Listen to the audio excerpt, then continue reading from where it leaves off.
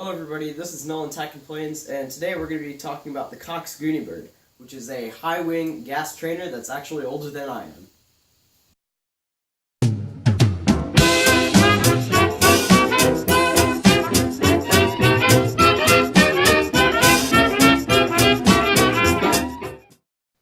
So let's start things off by talking about the plane itself. The Cox Gooney Bird was, well, this specific model was made in 1995, which makes this model 22 years old, which is pretty impressive, actually. Now, the Cox Gooney Bird is actually pretty uncommon, but the reason why it's uncommon is because its counterpart is much more common. Its counterpart is the Cox Lazy Bee, which was more widely sold.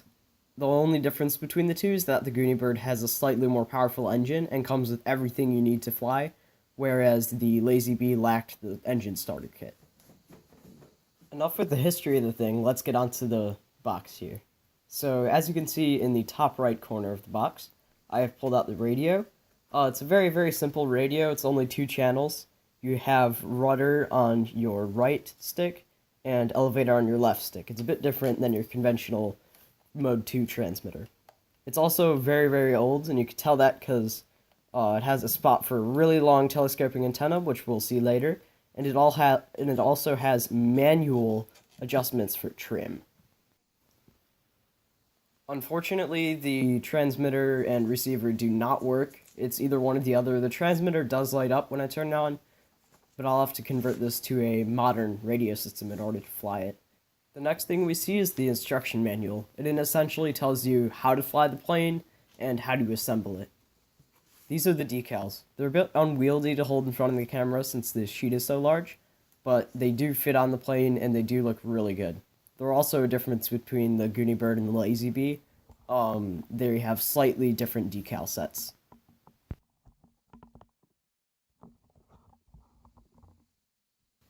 Over here we have a pamphlet for Cox's 50th anniversary.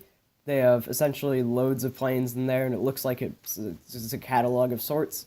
They got helicopters and planes and all sorts of fun stuff in there. I'm not sure if the 1-800 numbers will work now, though. It might be a bit late for that. This is the elevator. It's fairly simple. You have just a rod connecting the 2 control surfaces with a little spot for the horn on it. Now we'll take a look at the wing here. It's made out of some closed-cell foam like the rest of the fuselage is, and it has some nicely flared wingtips there. Got a bit of dihedral there, so you have a bit of stability, roll stability. It also has a slight under-camber to the wing, so you're sure to get some low-speed performance. It's very, very large with respect to the fuselage, which means that you get great lift performance, but that does mean that flying in the wind will be a bit difficult. Moving back to the right side of the box, you can see we have a little can of Cox Superpower Fuel for cars, planes, and boats. It's 8 fluid ounces of, I believe, 20% mixed nitromethane. Don't quote me on that, but it's somewhere around there. It's pretty high performance stuff. We also have the servo push rods for the elevator and rudder. The rudder one is slightly longer for some reason. It's just how the plane was designed. And they have threaded ends so that you could easily adjust the trims if your radio doesn't allow you to. Here's that antenna I was talking about. It's pretty dang long. It's so big that I can't even fit it in the shot. Yeah, it's quite large, as is the antennas for all 27 megahertz radios. It also comes with some of those little tags that you put on. I don't know exactly what they're called. It's like a little flag that goes on your antenna to tell people what frequency you're flying. Moving over to the left top corner, we have a load of stuff in here. We have little plastic bits for attaching the elevator, for the elevator control horn, for the rudder control horn, for the wheels, all that fun stuff. We also have the wheels themselves, and that little battery pack you see there. You put 2 D-size batteries in there, you could hook that up to the glow plug, and then you could start the engine. It also comes with a couple of engine toolkits in case you need to swap out the glow plug or anything like that. Now, the wheels look nice on the box, but unfortunately in real life they're sort of a hard plastic. They don't really absorb shock well. But fortunately, Cox has designed a system. It's essentially a little suspension system in there. It uses a couple of rubber bands around the axle and allows you to have some spring.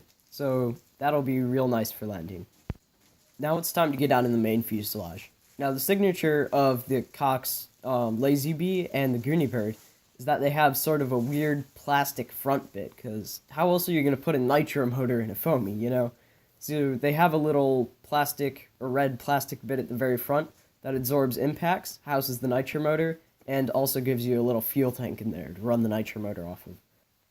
The fuselage also comes pre-installed with the 2 servos that you need, and the receiver, and also a little battery pack. It uses 4 AAAs. So I think I've basically covered everything here, and it's time for the build montage.